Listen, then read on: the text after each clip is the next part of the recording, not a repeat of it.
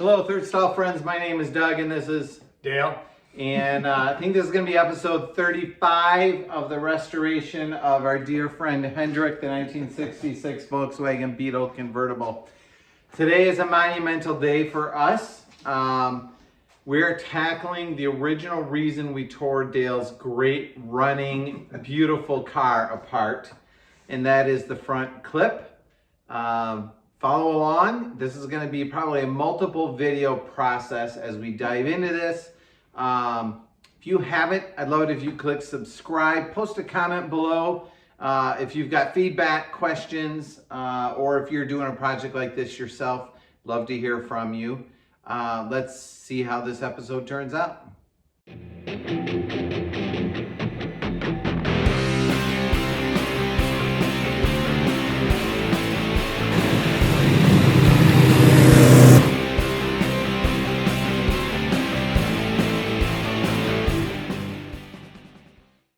All right, that beautiful little blue Beetle you just saw is one that Dale hasn't driven in 2 years? almost 2 years now. Labor Day. I don't know. We'll have to go So back a year and a half. So one time Dale and I were sitting around the campfire at his house in the backyard, and his car was there in beautiful condition. And conversation turned to one another and talked about how the front end of the car was never quite right. And you can go back to the intro walk around of this series if you want, or playlist, to see what it is. And as all projects are, the further we got into it, two significant things happened. One is there were a lot more problems than we thought, which is why a year and a half later, we've got 2/3 to 3/4 of the car is great. It is straight, solid, close to being ready to go to the painter. Now we're down to the front quarter or front third of the car to work on yet. And then hopefully the shell is coming off the body pan and the top's going to the painter. The other thing that happened is we're like, yeah, I think we can cut the front and the nose of the car off. Can't be that hard. We just probably cut it and bend it a little bit or tweak it a little bit. And the hood didn't close right. It was hanging way too far off the end.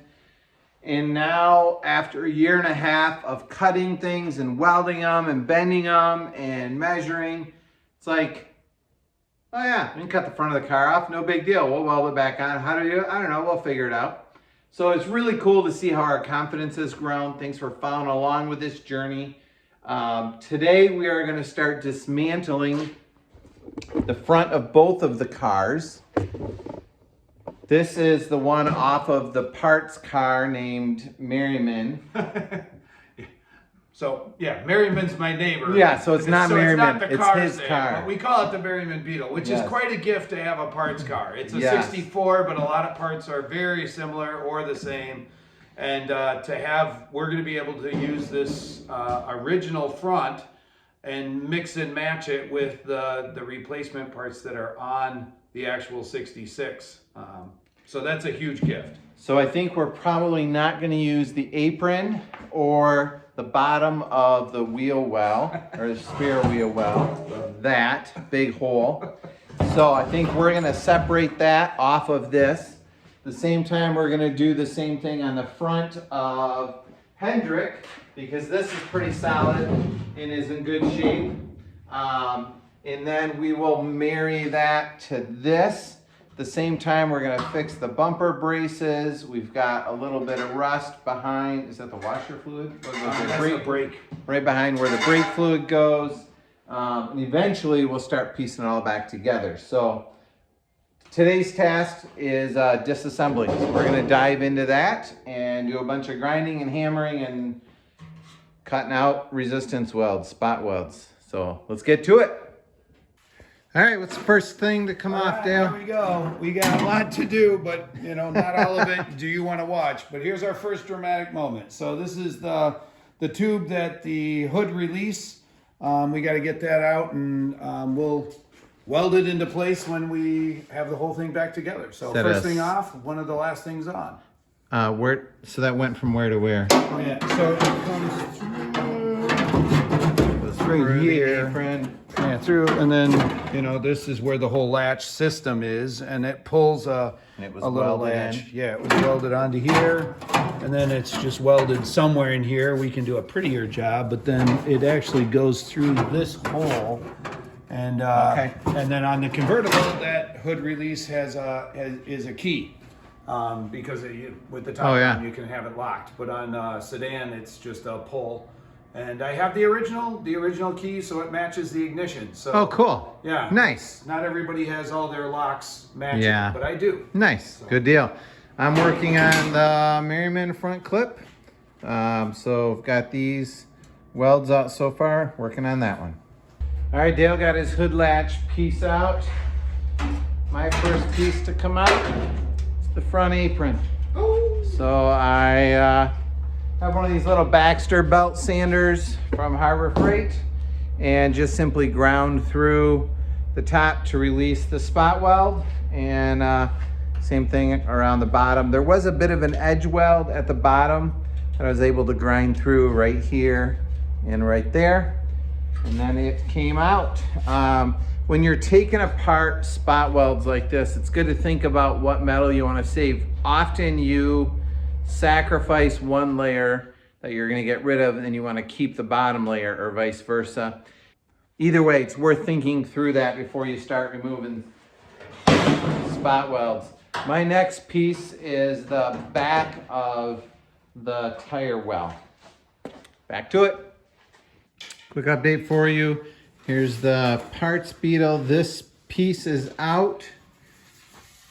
Was able to keep this flange in pretty good shape. We do have some Swiss cheese here, that, and a little bit here. Same thing around this edge here as well. The rest of it is in pretty decent shape. Dale's working on getting the piece out of here that will go into that gap. Looks like, Dale, you've got the front apron loose all the way around. We kept the spare tire tray attached to it because that's all going to be going back in. So I think everything's off. We're just having a hard time getting at these plug welds or spot welds. Knowing that we're not going to use this, I think we're just going to cut this off right there. And we might try the plasma cutter for that. So let's crack that out and see if that works.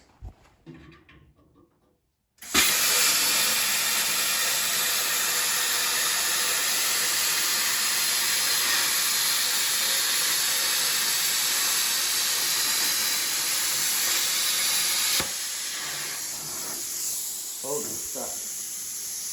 Oh, shoot.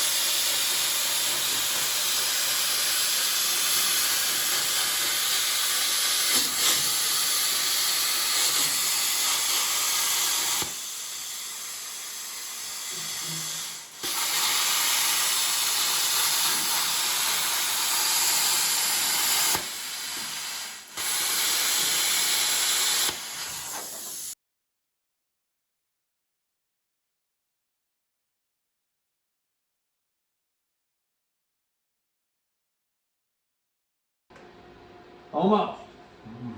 Almost. Okay. Couple of plasma cuts. And now.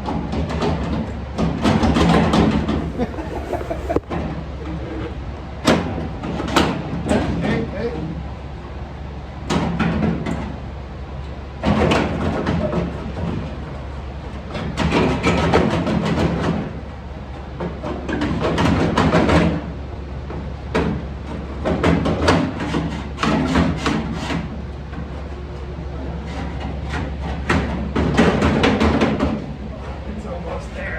Come on, Dale, you got it. Well, there's a little hang up from the plasma cutter yet.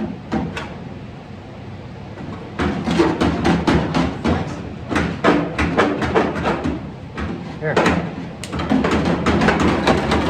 Cut it. Just pull.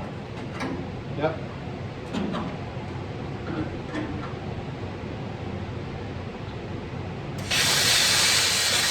Hey! Look at that. First plasma cut. Hey! Success. Nice. 4 thumbs up. So I have the 2 front bumper brackets removed. This one was pretty severely mangled up, but there was a decent amount of rust behind each one. So we're in the process of taking that out. Now I'm in the process of just scratching my head and trying to figure out how do I fix the rust. So you can see there's some holes in the bottom there. I imagine this is where some rust gets caught up. Also, if you look through here, there is a variety of pinholes. So that's one challenge I'm working on. I also have some rust here. And then I have the same situation on the other side, except it's a little bit worse. There's a few more pinholes, and we've got a lot of rust along here.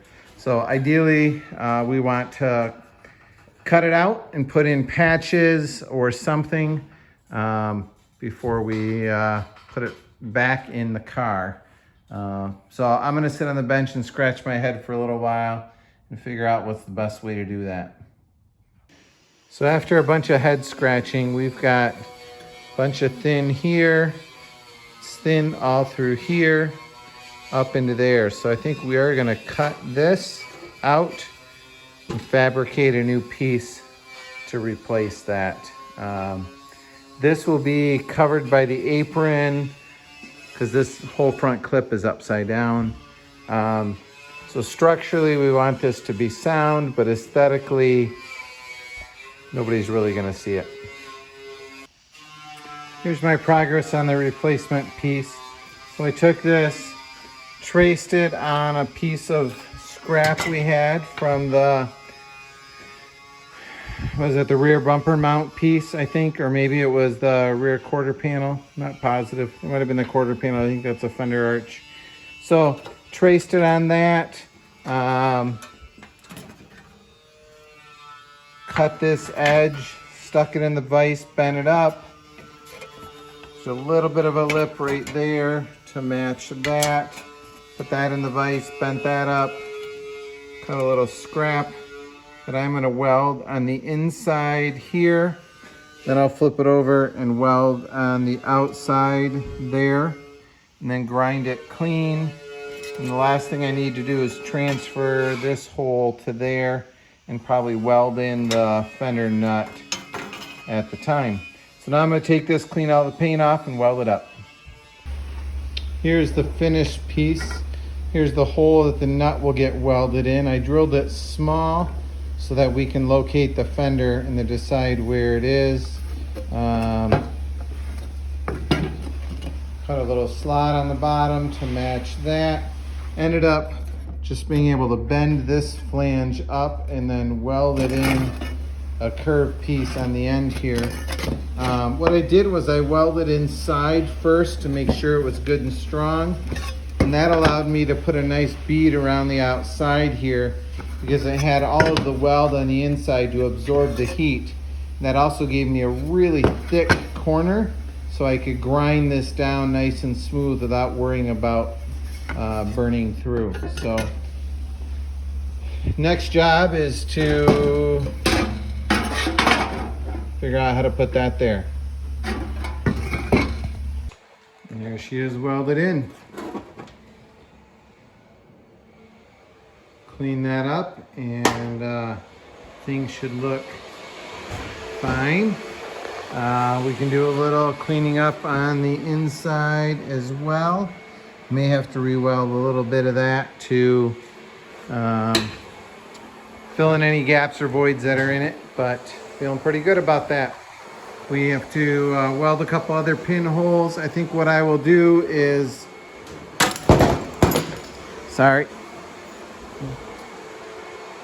this is my copper paddle. put that behind there, and then I can weld that up fairly solidly because it will likely burn through. So making progress. So Dale spent tonight working on the tire well. Tell us what you did, Dale. Yeah, mostly what I did is I was back to where we were in the start. I took the carbide disc and a leftover one that we had from taking paint off, and this, you know, this is the what was actually on Hendrick. So it was still all painted blue because we didn't know what we were going to do with it. I cleaned off the blue as best I could, sandblasted it. A lot of good memories from the months that, and then just went around and kind of all these tabs that had we had drilled out spot welds and they were bent, and this, you know, the previous owner definitely was struggling with the bumper on the front, and so this was all bent down in order to have the bracket go in there, and we're hoping to have that better. And then also this channel was all bent up, and so I took the channel off. We'll put in a new channel like we did in the rear. It's the channel for the hood seal? Yeah, the hood seal. It's the exact same thing as the engine lid. Okay. And tonight I've been working on, I showed you this piece. Dale's starting to clean up the weld. This will not be very visible. This inside will be slightly visible inside the wheel well, although the tire will be in the way. So I've got a couple holes to weld up yet.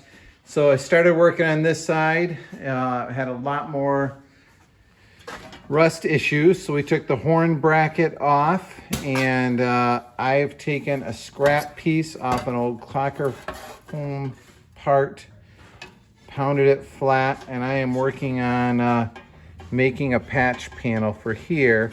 Basically, I was able to cut it so that there's one bend right here, there's another bend right there. So I think I can duplicate that with a bend in my patch here. And there'll be another bend in my patch here. In theory, I can bend this up 90, bend this up 90, bend this up 90, and then bend this little guy up 90, and I'll just have to make a little corner patch there and a corner patch here. So we are out of time for tonight, so we're going to jump back to it next time we're here. So I'm making progress on making this piece. You can kind of see this corner needs to be filled in yet. I'll do that with a patch. This cut was in my scrap piece, so I'll have to weld that shut. This little slot is this slot here. I'll have to fill in that gap, but I had to cut a V there for the bend. This part here is a U channel, which is proving to be very difficult. I can't form it in the vise. All the rest of this I was able to just do with my bench vise. So what I'm attempting to do here, and we'll see if it works, is to clamp these two bars, which are an old flaring tool that I have, to hold that, and then I'm gonna see if I can tap this over that way with a hammer. Most of this is just kind of measuring, marking on it with a Sharpie, and then cutting with the tin snips and bending in the vise. It's just kind of imagine you're doing it out of paper, except it's harder. So let's try bending this. It's just paper, but harder. Dale doesn't like my analogy. All right, let's see.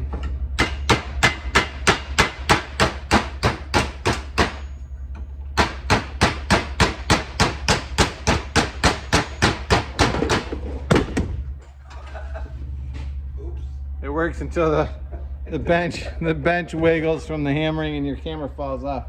So I think it's working. I'm just kind of going back and forth slowly on it. Yeah.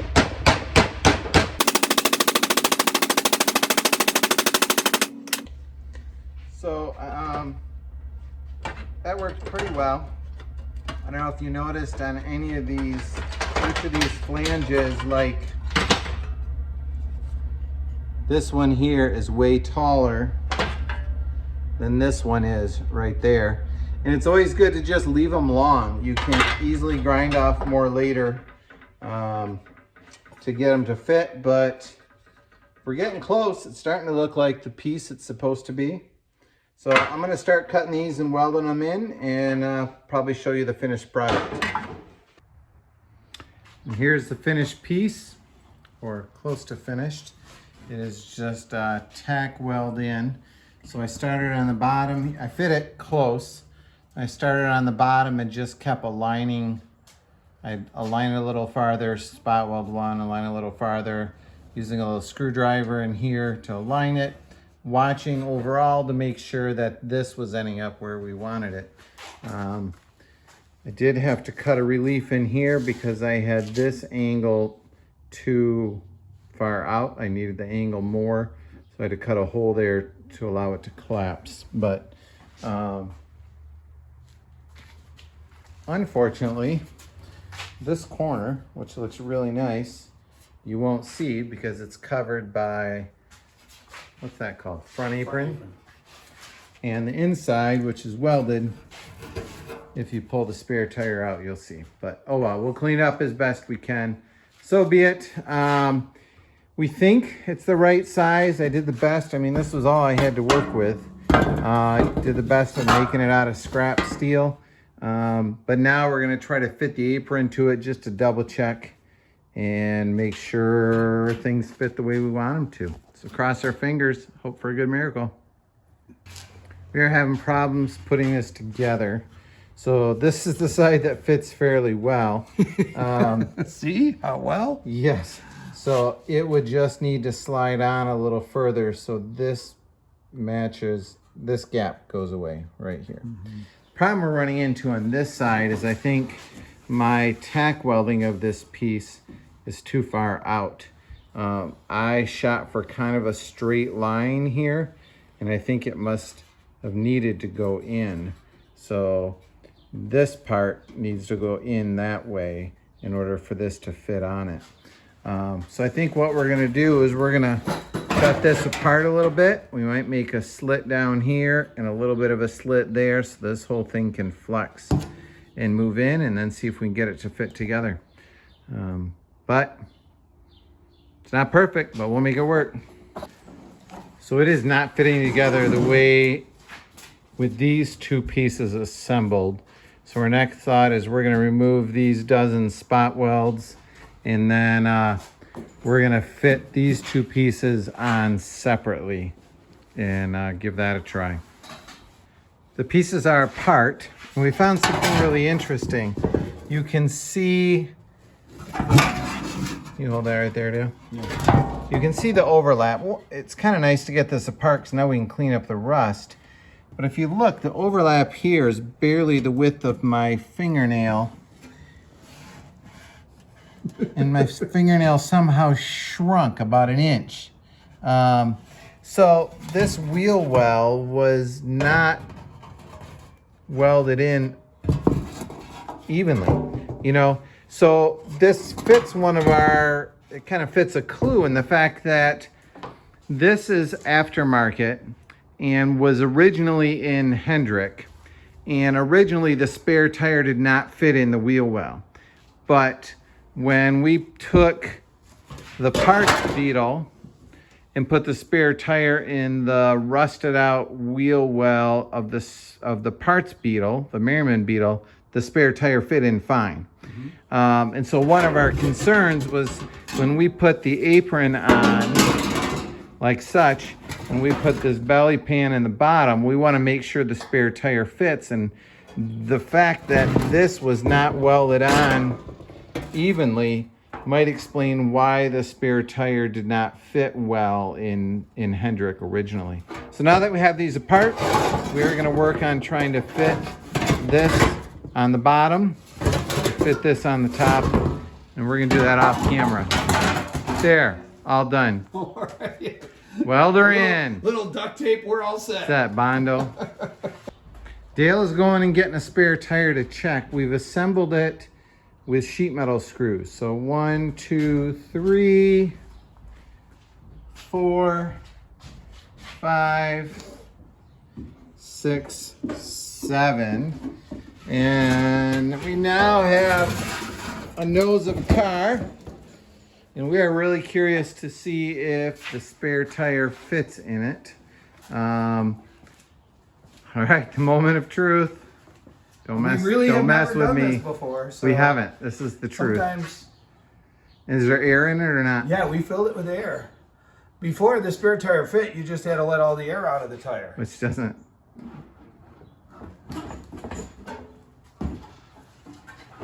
Yay or nay? That's a yay. Look at that. Yeah. Are you all the way down? I can't tell. Doesn't look like it's all the way down.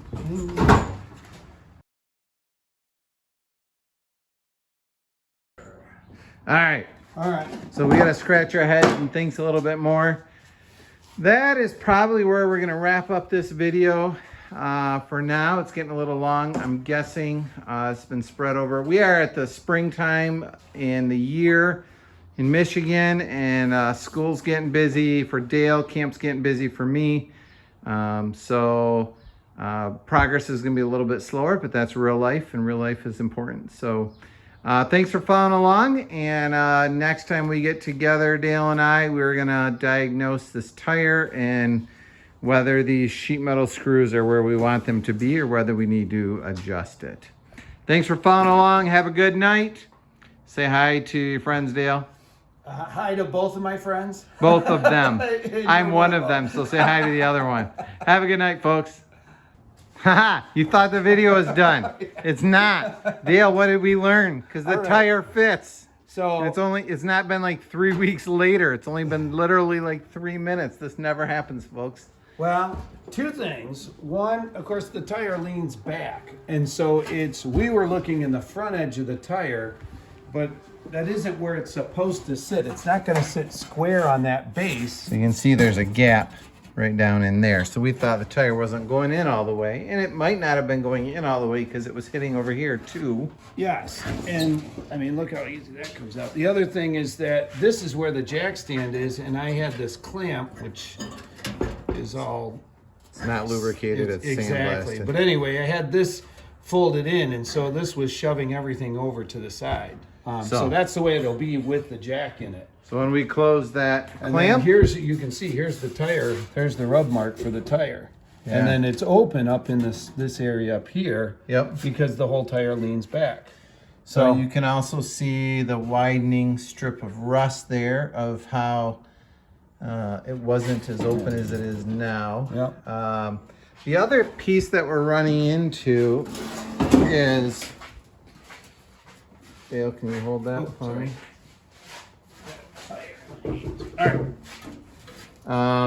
This piece, as it wraps around, is supposed to spot weld here, and it falls a little bit short. So really it seems like this should be coming up maybe a ½ inch or 3/8 of an inch higher. We may have to unbend this a little bit to attach it. We'll have to figure that out yet as well. But big hurdle tonight for us that this front clip is close back together. Now that this is in place, we can massage some of these joints a little bit and weld the rest of this together. And this does give us a week until we're back together to think about anything else we should be double checking and triple checking before we make welds fairly permanent. All right, have a good night.